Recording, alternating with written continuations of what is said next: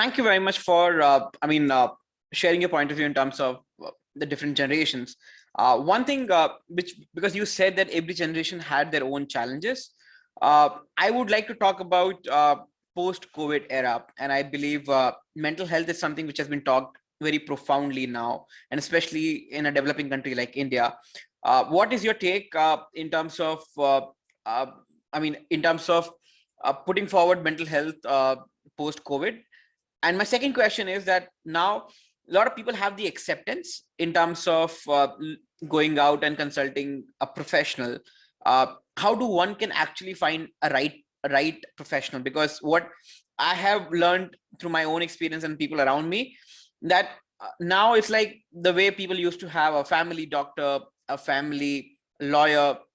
It's also important that you have your individual professional, because at the end, when it comes to mental health, it's a lot about what kind of because everyone has their own personality, right? So what works for you may not work for someone else. So what is your take in terms of how people can find a right one? Thank you so much, Gaurav, for this question. I think this is a very sensitive topic, and I have a huge reverence for mental well-being, because most of the things depends on that. And I think, as you noticed, COVID has been such a catalyst affecting the well-being. And I'm kind of happy, like if I see the pre and post-COVID scenario in India, people were not taking mental health as such an issue, or they were taking it as a taboo. So if somebody's going through depression or something, oh, this is not something, it's something happening, they're just like faking it or something like that. Or if somebody's having a panic attack or something, they're just faking it. There's nothing like this. You will have heart attack, liver failure, or a death.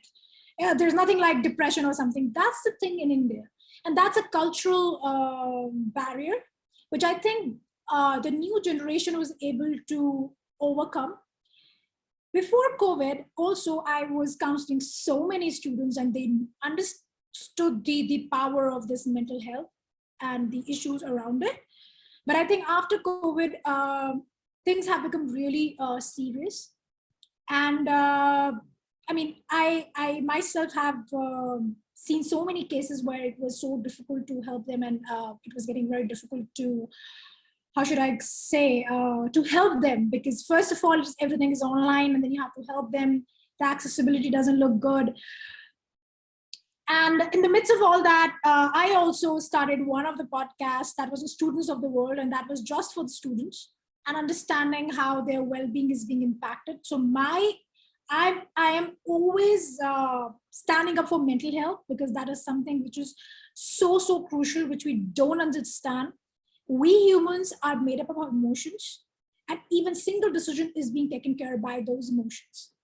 Now, talking about reaching out to people who can help us, they can be therapists, they can be your friends, they can be your family. It can be professional, it can be unprofessional, in the sense that it can be something very personal. It depends what works for you. Because in the end, what exactly is the system is that, whatever trauma you're going through, when you talk about it and you go back to that trauma and you reassess the information, and then you understand the trauma with a different perspective, you are training your brain for the same trauma not to have fight or flight mode. Instead of that, to analyze it from the different perspective. Now, that's very important for our brain. So if you see the brain, if you see the amygdala, so what it does is, like, it gets into fear or it's angry. And these are both the things which actually gets activated when you're depressed or when you're anxious, right? So not to depend on the fight or flight mode, and to understand what the trauma was, and to look at it with different analytics is very important. Now, that can be done by anybody. It's just not that you need a professional. In most of the cases you do, but first start talking to your friends. Maybe you're able to get the answer for the same trauma, the same incident, and that person can give you a perspective which you never thought of. So you're training your brain consciously and subconsciously for the same thing, that you don't have to get into fight or flight mode. You have to understand with a third perspective, which you never thought, because you were so angry, or you were fearful, or you were anxious about it. So this is the one way to go about it. You can start with your friends where you find some confidence. And if that's not the case, then you can reach out to your family. And if that's not the case, then definitely you can go for therapy. Now, the problem with therapy is because you are going to a new person. Now, there can be two things. First, there are people who don't have the confidence in talking to any stranger, and they feel like that, I cannot tell my problems to like entirely a new person. And for that, they have to build that rapport with them, and which takes time. And second is that people who are like, I don't want to talk to anybody who's connected with me. I'll be more comfortable talking to a stranger who has no judgment or bias for me, and I'll be happier in that. But in all the cases, the problem is that it may or may not work with the first therapist you're meeting.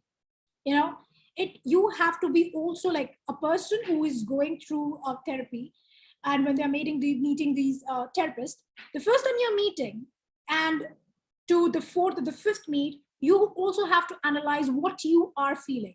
Are you comfortable enough? Are you feeling that you're able to depict all your emotions? Is the person a good listener, or he or she's labeling you with one or the other thing, with whatever trauma or incidents you are telling the person? So with that, if one therapist is not working, you can just change. You don't have, like, I have seen so many examples where people get stuck to one therapist because like, oh, I'm not going to tell my things to some other person. I can't do that. But I think that's the worst thing to do it. If some person is not giving the right suggestion, then you have to move on to the next therapist as well. So that is very important. So having said that, it is a very sensitive topic to be taken into consideration. But for all the people who are seeking some kind of therapy or some kind of peace, or they're looking some kind of guidance, my suggestion to them is that in the end, technically, if you look at it, the whole story is about going back to that trauma, talking about that trauma with a different perspective. So your brain can work in a different way. And trust me, this is for everyone. Our brain is a beautiful organ. It learns like this. So a perspective which you had in your brain, maybe it has been solidified for a very long time, that can be melted down just by communicating.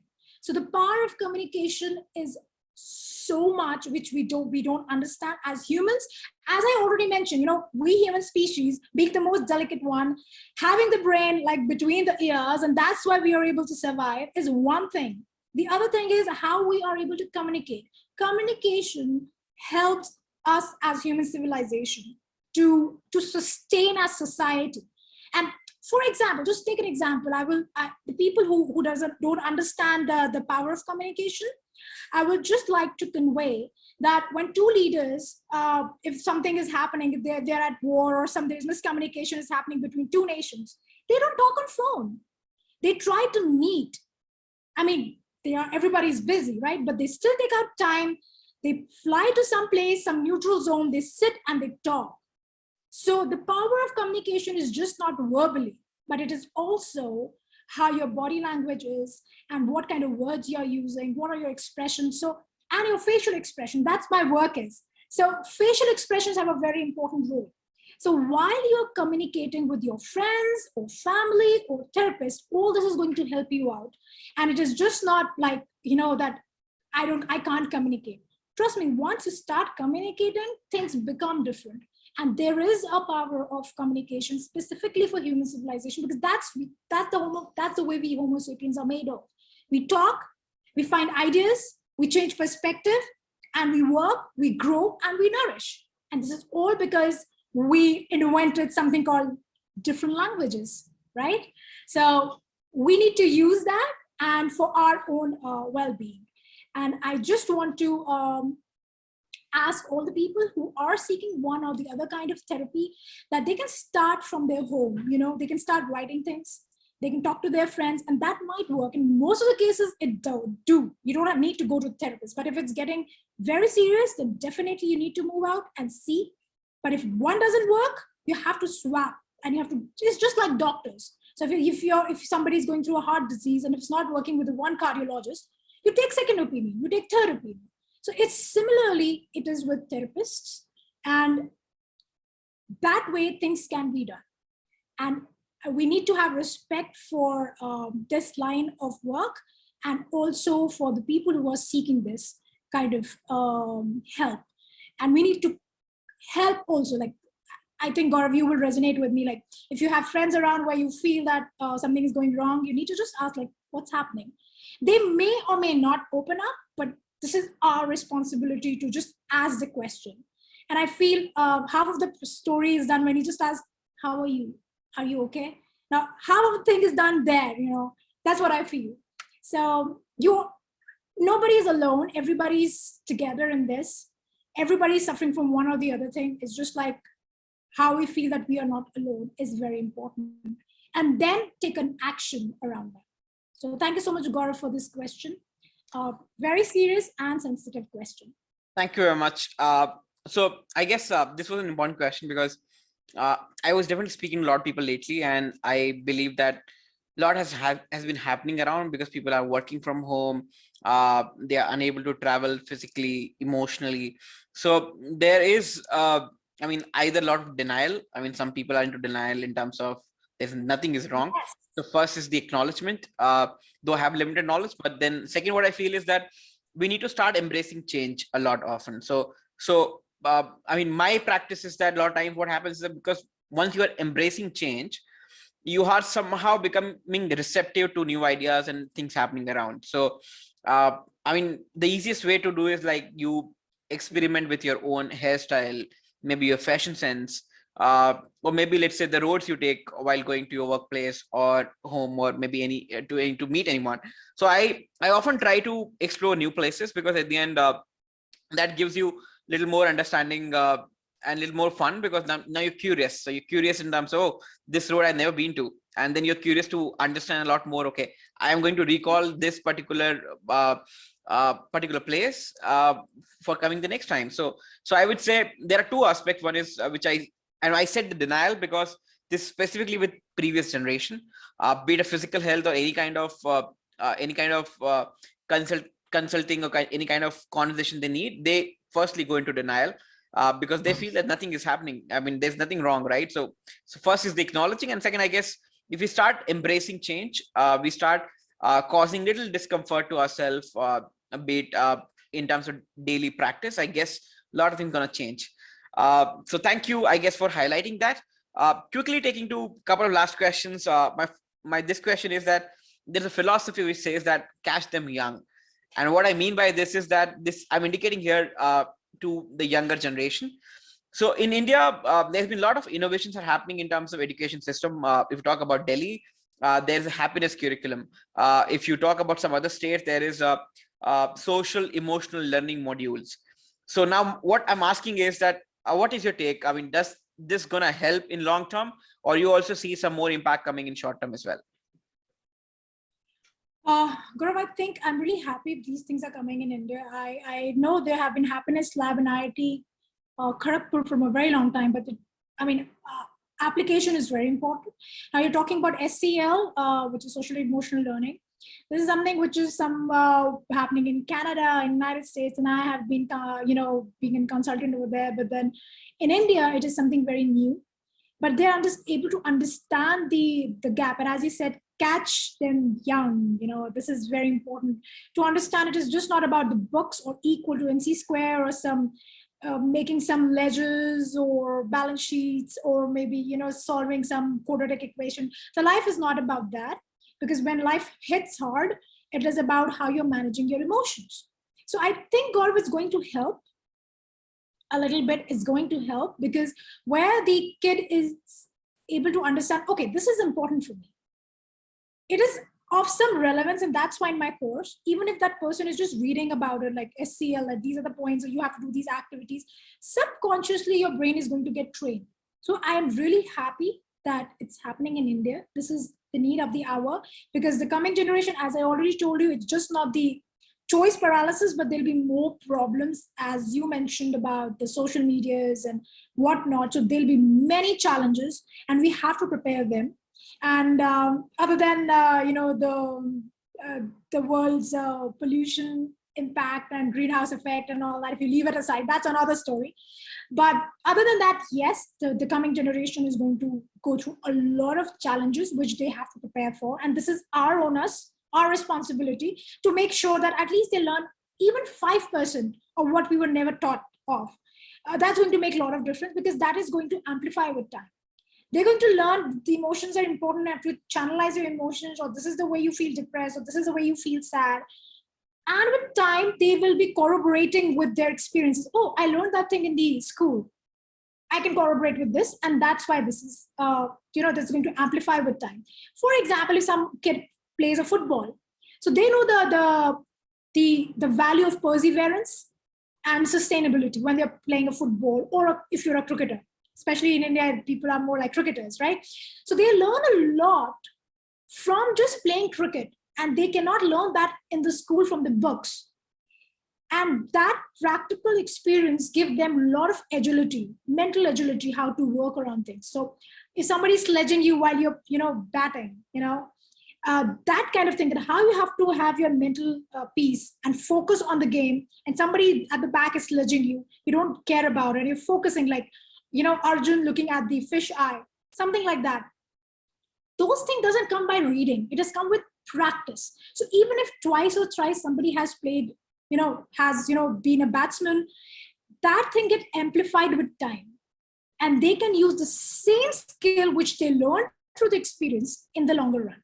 Similarly, if you're talking about these SCLs or these happiness courses, if they can teach something in practice, just the practice where a person can feel, where the student can just feel it, not learn it, just feel it. So feelings, people remember what they feel more than what is being told to them. So if I'm talking to you, you will just remember what you felt while I talked to you, then remembering my specific words. Similarly, is with books and whatever courses we're being taught at the school. So students will remember what they felt while being in that class, then just not remembering that, okay, this is the formula, this is the way you formulate it, and you have to prove left side equal to right side, and this is QED, quadrandum, demonstrandum, something like that. They won't remember that in the coming run. They will forget it, but they will always remember what they felt in one particular class. So if that can help, Gaurav, I think it's just like one little step, and it's going to have a domino effect in the coming time. It's going to be helpful. It might not be the best test strategy, but it is just the beginning of what we are looking for a younger generation. So I'm really happy. I have a huge respect for all the institutions which are applying these kind of courses and helping the students to learn something about their emotions, even just a little bit. That's going to amplify in the longer run when they grow, because human mind, they learn, they nourish, and then they adapt to the situation. So yes, it's going to impact. Thank you very much. I guess you said it right. There's another couple of thoughts cross my mind. One is it is about execution, not just the idea. I often say in terms of entrepreneurship world, and I think this also applies here with the government policies and the new ideas they're bringing in, how they apply. Second thing, when you're talking about the feeling, and I often say, into people working with me as well, that there's a very powerful, so words is a very powerful tool, right? So it can change the entire feeling at the receiver's end. So for example, recently I came up with this philosophy that, so let's say I was having, let's say, warm water. So just imagine this is half empty and half filled, right? So now if I think it is half empty, I'm going to have even if I drink it, I have the feeling that I wish it could have had more water, right? So it's a greed. And the moment if I see it's half full, my focus will be towards being grateful, that I'm glad that I was able to find water. So what I'm saying is that everything is about feeling. It can change the game for you, because if the practicing gratitude and all of this is saying easy, but being in that moment and thinking from a positive emotional point of view can actually create a lot more impact, because then you are not in the chaos. You are not panicking. You are not thinking worst about you. And you always feel that, oh, everything happens for a good reason. So I'm glad that only this much happened. Even if you meet, if you meet with an accident, you feel that I'm glad that I survived. And so what I'm saying is that at the end, the emotions plays a very crucial role. And that is where I believe the selection of words plays a lot bigger role.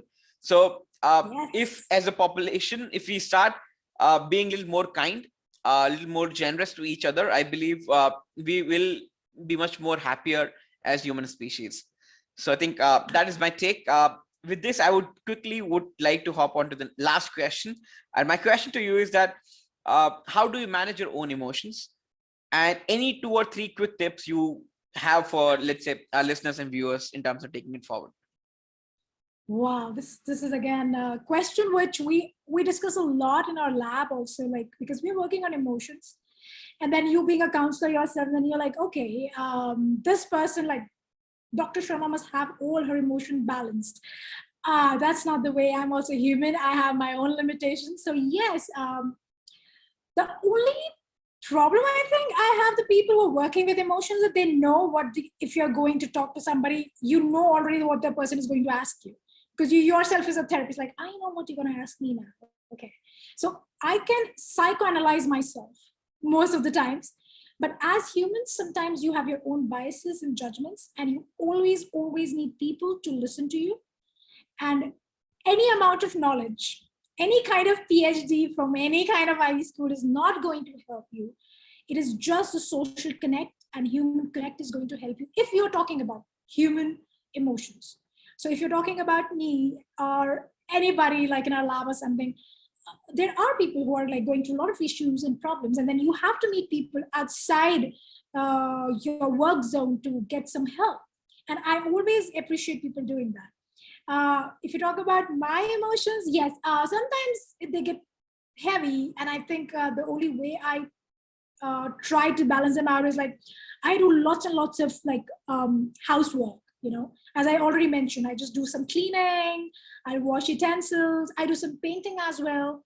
I dance a lot. So when I was young, like when I was in my school days, the only way I used to work around my emotion, if I'm angry, I'm sad, or fearful, anything for the sort, I used to dance. Like I danced for 3 hours straight.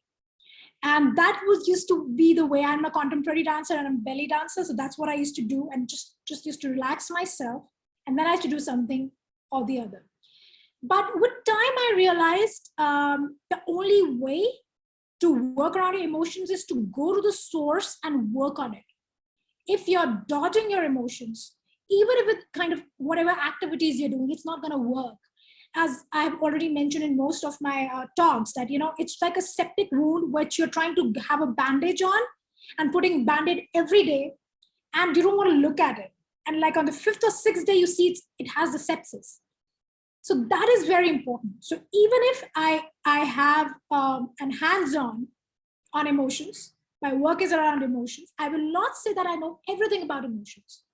It is such a beautiful and a dangerous thing. It is so subjective that you cannot learn everything about emotions. So that is one problem. And secondly, what I feel is that it's important to go to the source, as I had mentioned. This is very important. Because if you don't go to the source, you will not be able to solve it. Any kind of painting, dancing, anything is not going to help you. So you have to go back to that trauma or whatever incident has made you feel what you're feeling. And if you're not able to acknowledge it, then analyze why you're feeling what you're feeling. So everything lies in the why. And once that's clear, then you can try to solve that issue. So go to the source. I'm just telling you, any kind of activity is not going to help you. It's just going to be temporary solution for whatever you're feeling. You have to go to the source. It does not matter how scary it might look or feel. In the end, you have to go there, maybe like in a month, or there are people who wait for like an year or something to go to that trauma and talk about it. But what I'll suggest to you is that in case if you're waiting for 1 year, it's going to have a toll on your mind, your body, and your soul. Don't let that happen. So my mantra is always working on the source, even if it's very uncomfortable. So I think the most successful conversations are the most uncomfortable conversations. So if you're having those raw conversations, even with yourself, that's going to help. So don't dodge your emotions. They are very tricky things. They'll come back to you and you haunt you like a way that you won't be able to handle it. So it's better you handle it the first time. Just make them your friends and try to understand what they're trying to tell you through your body or through your mind. That's very important. And that's what I try to do most of the times. I just go back to the source, even if it's uncomfortable. So that's what I do. That's the only mantra I use. And yes, to amplify what I'm doing, I do some activities, as I mentioned, dancing, painting, or cleaning home, or meeting friends. These are peripheral solutions, which you need, but then you have to work on the source. That's very important. So yeah, that's my mantra. Thank you very much. I think I really loved it. I thoroughly enjoyed the conversation so far. I quickly want to go to segment 2, which is called Spotlight, where both of us make a recommendation. So I'll go first. Since you talked about why, there's a course by Simon Sinek about finding your purpose. And I have took that. One thing which I thoroughly enjoyed is that that everything happening around. I mean, if you feel that, oh, this was a machinery issue, what he claims is that there is a human error at the end. So, I mean, if machine has been defaulted, which means maybe either you missed out the servicing, you missed out to put the oil, or you missed out something. I mean, so at the end, whatever is happening around is a human error. So what is important is that you go back to the grassroots, as you said, to the source, and then you try to understand that why it happened. Because a lot of us have everything figured when it comes to how and what. A lot of us are actually confused about what is life purpose. So in fact, so one exercise which I did and which could be useful to a lot of the viewers and listeners, so when people ask that what is your hobby, right? So what I did is I started, I made a lifeline and I made my highs and lows, and I started exploring what activity used to give me the joy in the past, in the childhood, early days. And when I was thinking, so I mean, you talked about, let's say, cricket. So cricket is one of that. And for me, when I reflect, I could see that. So let's say if it's cricket, what exactly? Why cricket? Right? So once you figure out, okay, let's say for you, maybe it's, let's say, painting, dancing, and maybe 1-2 more things, and then you find out the common elements across those activities, and that is something which helps you create that curiosity and then the purpose of your own life. So for example, I always like things which are extremely challenging. Like people used to tell me this can't happen, I loved it. I was like, okay, I'm gonna go and figure it out, then why it is not happening, right? And that gives you a little more joy in terms of creating that thing from the start. So I would say, when people say that why let's say I'm working in sustainability waste management, why I'm doing that, I often tell them that this is not something I used to love. I came into it because I felt that government has failed in terms of making a sustainable, let's say, waste management or solutions for the society. And that challenge was something which got me intrigued first. And the moment I got deeper, I started understanding sustainability differently. So I would say that is how you connect the dots and you create your own purpose, that, okay, now whatever comes my way, which I find challenging, it becomes my industry. So my industry is not just the sustainability. I would say my industry is where I feel that kind of excitement, which is anything which is challenging. So I think that is my recommendation to all of you. I mean, if you do not have a purpose, I would say you don't find it, you go and create it. So that is the way I would like to share. Over to you. Beautiful, Gaurav. Beautiful. I think you have given so beautiful and relevant points. And I think listeners should listen to that. Those are very imperative parts of a life which we don't even realize. So there is a book called Ikigai. That's about the Japanese way of living. And I will just give a gist that it is about like why people in one particular village are able to live such a long life. And as Gaurav mentioned, the first thing is about having a purpose in life. Because the moment you have a purpose, you have this self-satisfaction within. And when you are happy, only then you can make other people happy. And then you'll be healthy and wealthy and wise. But that starts with the purpose. So purpose is very important. And I think in most of the scriptures also, like it is written that, your purpose is very important. Like, what is your purpose of being here?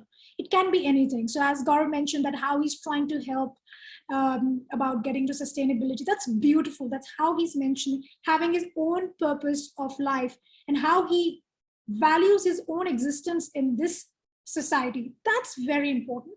And once we realize that, trust me, half of our problems become very timid.